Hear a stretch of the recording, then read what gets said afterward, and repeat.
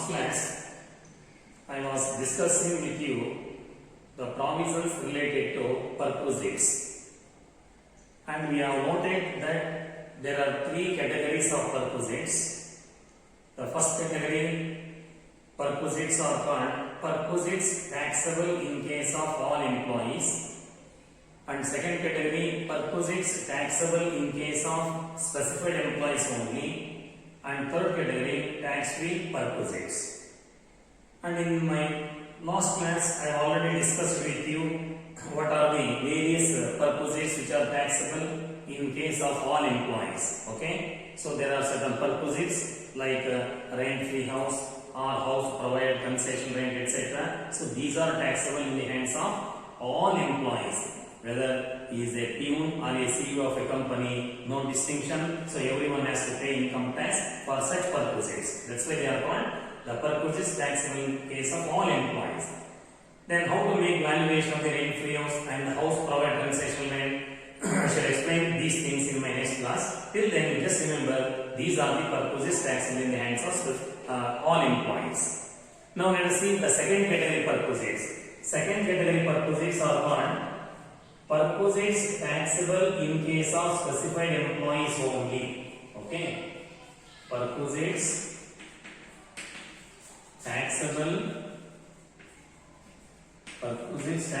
in case of or in the hands of, in case of specified employees only. Specified employees only. See, these perquisites are called perquisites taxable in case of specified employees only. Then it means there are certain facilities or the amenities provided by employer to his employees for which employees have to pay tax provided they are specified employees. That means if the employees are non-specified, these perquisites or the facilities are not taxable in the hands of the employees. They can enjoy these facilities without paying any income tax. That's why they are called the perquisites taxable in case of specified employees only. Then what are such perquisites? So before going to see what are the perquisites taxable in case of specified employees only, let us try to understand who is a specified employee. If we are clear who is a specified employee and who is not a specified employee, then only we can say whether the perquisite listed under second category is taxable or not in the hands of the employee. That's why let us try to understand who is a specified employee. See, under the Indian Income Tax Act, there are three conditions, and if any one of these three conditions is satisfied, that employee becomes a specified employee. There are three conditions given under the Indian Income Tax Act, and if any employee satisfies any one of these three conditions, he becomes a specified employee. Then what are the three conditions? The very first condition is employee is a director cum employee. Director cum employee. Director cum employee. Director cum employee. Then what does it mean? It means the employee is working in the capacity as a director also in the employer company. So he is both an employee as well as director. So if any employee is working in two capacities, director and employee, definitely is a specified employee. And it makes no distinction whether he is a full-time director or a part-time director. So whether he is a full-time director or part-time director, it is irrelevant. The fact that the employee is also working in the capacity as a director is enough to treat that employee as a specified employee. So any employee who is working as a director also in the employer company, that employee becomes a specified employee. Or the employee having substantial interest in the employer company. Employee having substantial interest. Employee having substantial interest in the employer company. In the employer company. in the employer company. So any employee who is having substantial interest in the employer company is also a specified employee. But the question is, what is substantial interest in the employer company? See, an employee is said to have substantial interest in the employer company provided he is the beneficial owner of equity shares carrying not less than 20% of the voting power of the company. If any employee is holding equity shares because of which he can cast minimum 20% of the voting of the company, then that employee is called a person having substantial interest in the employer company and definitely is a specified employee. So, an employee who is having substantial interest in the employer company is also a specified employee. Or number 3, an employee who is drawing more than rupees 50,000 salary under the head income from salary.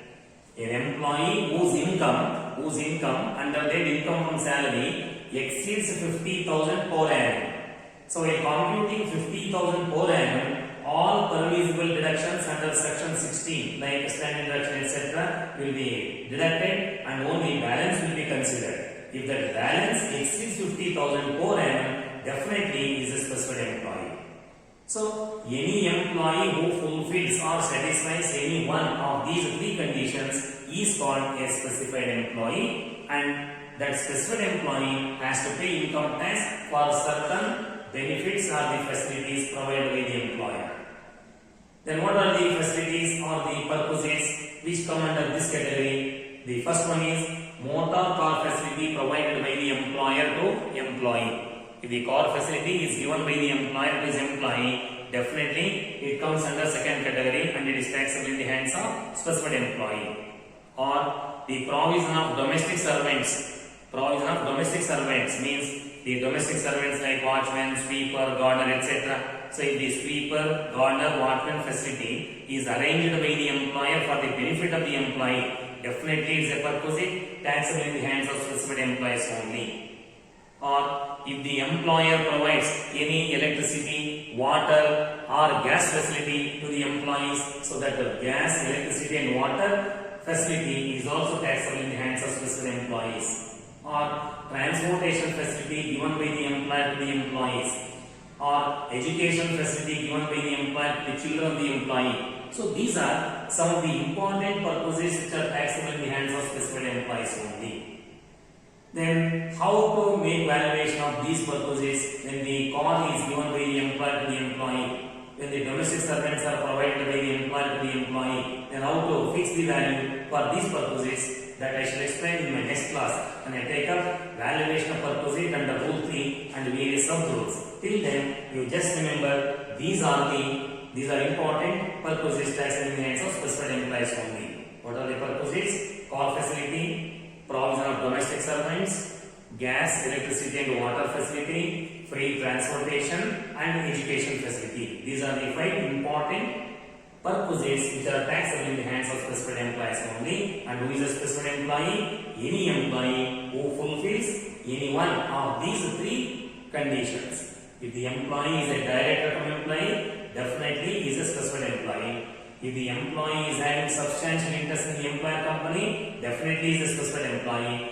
If the first condition, second condition are not satisfied, come to third one. If the salary under that, if the income under that salary exceeds 50,000 per annum after giving standard deduction etc., then the employee becomes a specified employee.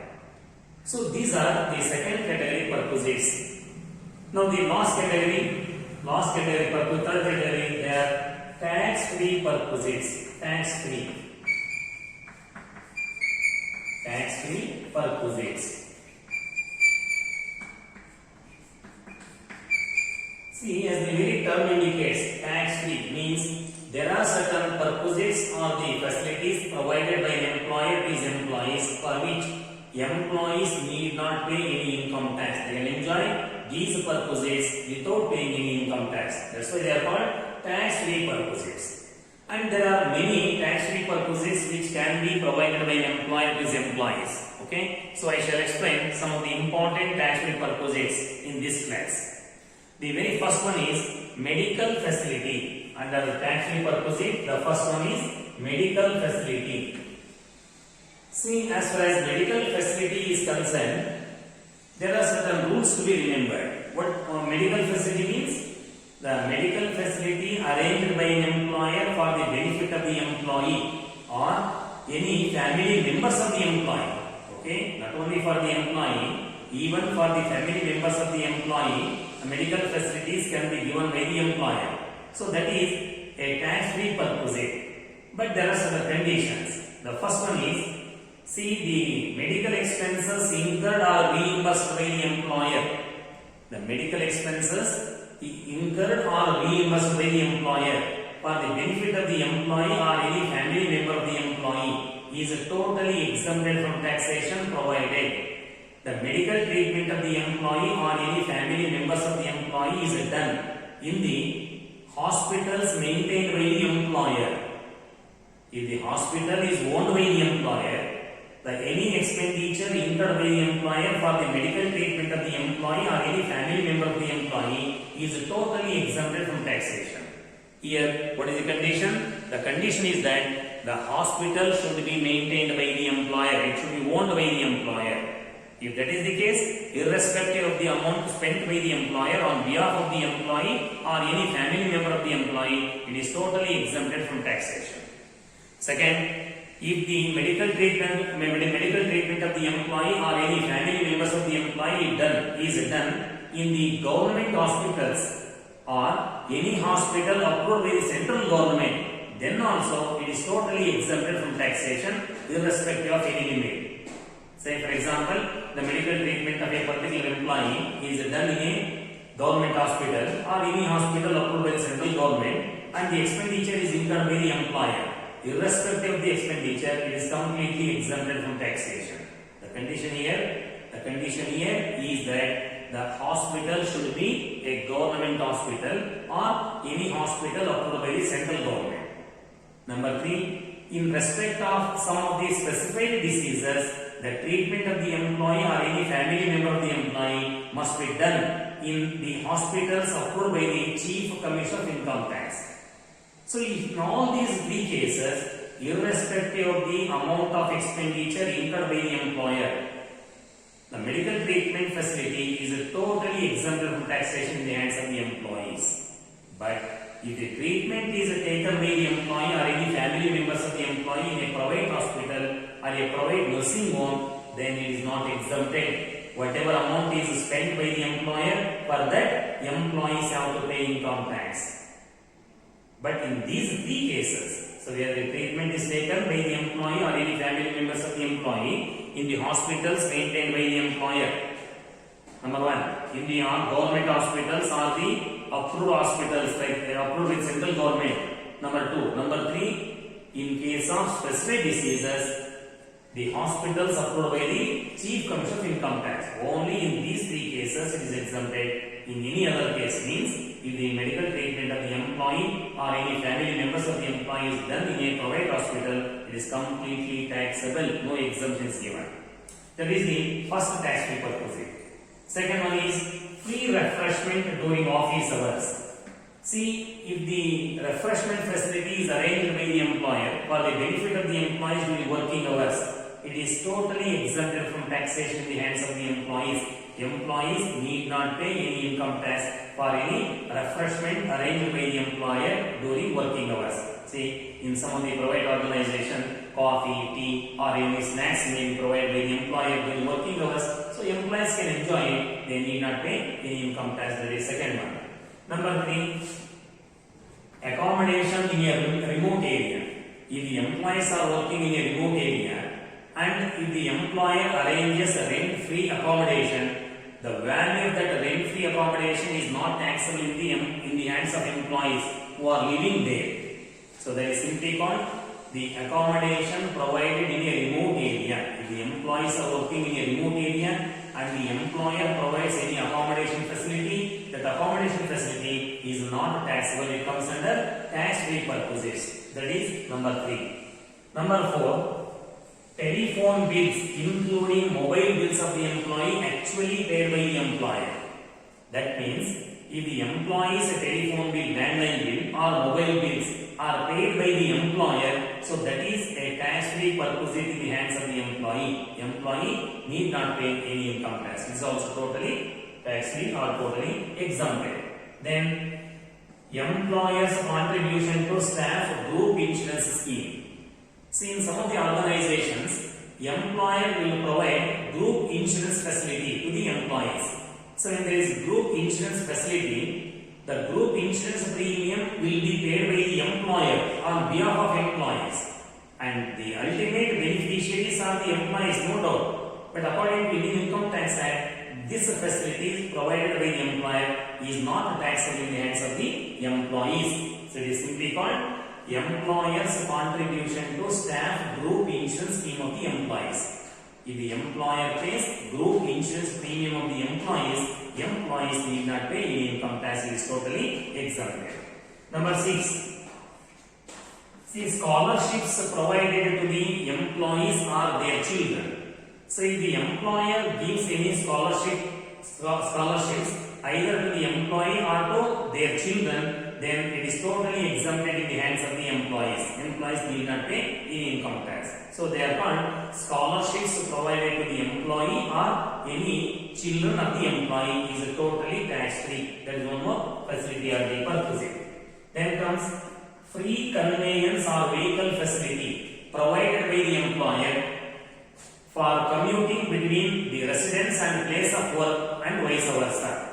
That means if the vehicle facility or conveyance facility is arranged by the employer to the employees for commuting between the residence and place of work, it is totally exempted from taxation in the hands of the employees. Employees can make use of this vehicle facility or the conveyance facility without paying any income tax. That is also totally exempted.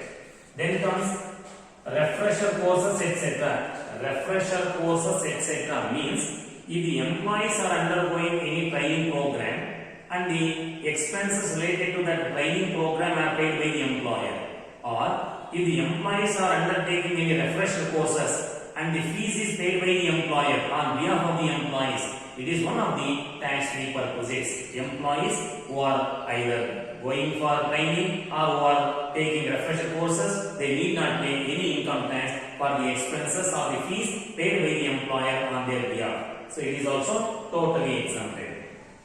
Then comes the perquisites provided outside India or abroad.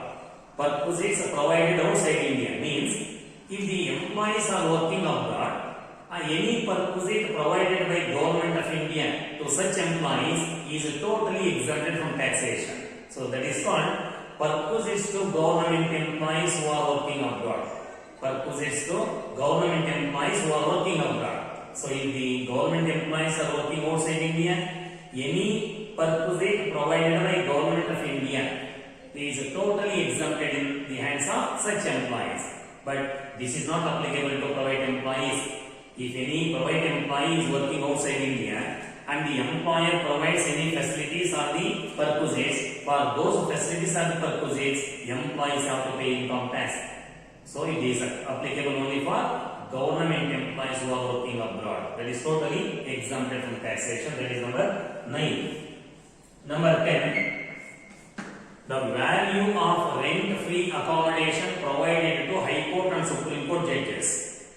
So the government provides rent-free accommodation to High Court and Supreme Court judges. It is totally exempted in the hands of High Court and Supreme Court judges. They need not pay any income tax for the value of the accommodation provided by the government. That is totally exempted in the hands of High Court and Supreme Court judges. Then comes the vehicle facility or conveyance facility given by the government to High Court and Supreme Court judges is also totally exempted in their hands.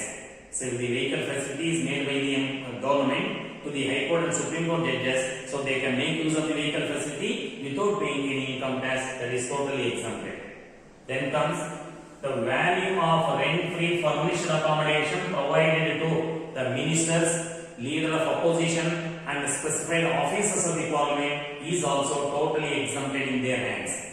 So the rent rent-free furnished accommodation is provided by Government of India to the ministers or leader of opposition in the Lok Sabha, Rajya Sabha, or any specified officers of the Parliament, so they need not pay any income tax for this facility. It is also totally exempted from taxation. So that is called the value of rent-free furnished accommodation provided to the ministers, leader of opposition, or any specified officers of the Parliament. That is totally exempted. Then comes laptops and computers provided by the employer for the personal use of the employee. Say for the personal use of the employee, if the employer provides any computer facility or the laptop facility, for that facility, the employee who is making use of that facility need not pay any income tax. So laptops and computers provided by an employer to an employee is a tax-free perquisite. It can be enjoyed by the employees without paying any income tax. There is one more tax-free perquisite which can be provided by an employer. Then comes interest-free or concessional loans. Interest-free or concessional loans means if the employer provides any loan to his employees without taking any interest or taking only a reasonable amount of interest, that is concessional interest, the employees who are enjoying that facility need not pay any income tax provided. There is a condition that the total amount of loan should not exceed 20,000 during the previous year.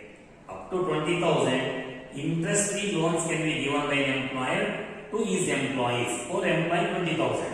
If the amount exceeds 20,000, definitely it becomes a taxable perquisite, taxable. Up to 20,000, it is not taxable. So, interest-free or concessional loans provided by an employer to his employees is not taxable. It is a taxable perquisite provided the amount of loan does not exceed 20,000 per annum. That is one more perquisite which is tax-free. Then comes transfer without any consideration of any movable asset, excluding computers, electronic items and car, used by the employer for a minimum period of 10 years. It is totally exempted or tax-free perquisite. What is that? If the employer transfers any movable asset, excluding computers, electronic items and car, excluding these three movable assets, if any other movable asset is transferred by an employer to his employee without any consideration, that is also a tax-free perquisite provided the employer has made use of these movable assets for a minimum period of 10 years. That means after using the movable assets for 10 years, if the movable assets are transferred by an employer to his employee without any consideration, without getting any money, without getting any consideration, that is totally exempted in the hands of the employee to whom it is transferred. Then, the periodicals and journals given by the employer for the personal benefit of the employees. Say in some of the organizations, periodicals and journals will be provided by the employer for the benefit of the employee. For that also, employees need not pay any income tax. Then one more tax-free perquisite is the leave travel concession. Leave travel concession, or it is called leave travel assistance or passage money, it is called sometimes. So that comes under section 10, section 5. So leave travel concession provided by an employer to his employee or any family members of the employee is also a tax-free perquisite. See, these are some of the important perquisites which are provided by an employer to his employee, for which employees need not pay any income tax. They can enjoy these facilities without paying any income tax. So this is the end of the third category perquisites. What are they? They are tax-free perquisites. So this is about the perquisites and the various categories of perquisites under the Indian Income Tax Act. The first category perquisites, do you remember? First category, perquisites taxable in case of all employees, without any distinction. All employees have to pay income tax for certain perquisites. I have already explained in my previous class what are such perquisites.